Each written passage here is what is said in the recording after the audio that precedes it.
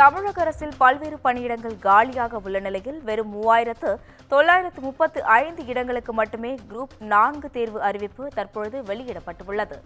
Group 4 தேர்விற்கான பணியிடங்களை 10,000 உயர்த்த வேண்டும் என்று தற்பொழுது இபிஎஸ் வலியுறுத்தியுள்ள நிலையில் படித்துக் கொண்டிருக்கும் இளைஞர்களுக்கு திமுக அரசு துரோகம் இழைத்துள்ளதாக அவர் தெரிவித்துள்ளார். அரசு பணிகளில் சேர வேண்டும் என்பது பல ஏழை குடும்பங்களின் கனவு எனவும், பணியிடங்கள் இருந்தும் அதனை நிரப்பாமல் வஞ்சிப்பது இளைஞர்களின் கனவை சிதைக்கும் செயல் என்று தற்பொழுது இபிஎஸ் தெரிவித்துள்ளார்.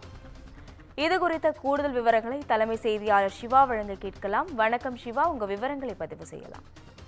அஸ்வினி, தமிழ்நாடு அரசில் பல்வேறு பணியிடங்கள் காலியாக உள்ள நிலையில வெறும் 3935 பணியிடங்களுக்கான டிஎன்பிஎஸ்சி குரூப் 4 தேர்வுக்கான அறிவிப்பினை வெளியிட்டிருக்கக்கூடிய அரசுக்கு அதிமுக பொதுச் செயலாளர் சட்டமன்ற எதிர்க்கட்சித் தலைவர் எடப்பாடி பழனிசாமி கண்டனம் தெரிவித்திருக்கிறார். இந்த தேர்வை நம்பி வருட கணக்கில் படித்துக் கொண்டிருக்கக்கூடிய இளைஞர்களுக்கு செய்யக்கூடிய துரோகம் தான் இது என்றும் அவர் குறிப்பிட்டிருக்கிறார். ஆட்சிக்கு வந்தால் நாங்கள் 3,50,000 இளைஞர்களுக்கு காலியாக உள்ள பணியிடங்களை நிரப்பி அவர்களை நியமிப்போம் என தேர்தல் அறிக்கையில திமுக சொன்னது நினைவிருக்கிறதா என்று எடப்பாடி பழனிசாமி கேள்வி எழுப்பியிருக்கிறார். குறிப்பாக விஏஓ உள்ளிட்ட அரசு பணிகள்ல சேர வேண்டும் என்பது பல ஏழை எளிய குடும்பத்தில் இருந்து வரக்கூடிய இளைஞர்களுடைய கனவாக இருக்கிறது. பணியிடங்கள் இருந்தும் அதனை நிரப்பாமல் வஞ்சிப்பது இளைஞர்களுடைய கனவை சிதைக்கக்கூடிய செயல் என்று எடப்பாடி பழனிசாமி குற்றம் சாட்டியிருக்கிறார்.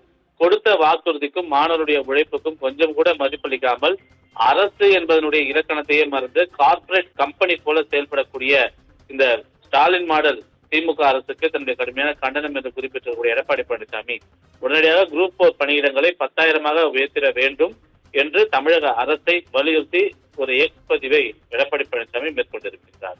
அஸ்வினி, கூடுதல் விவரங்களுக்கு நன்றி சிவா.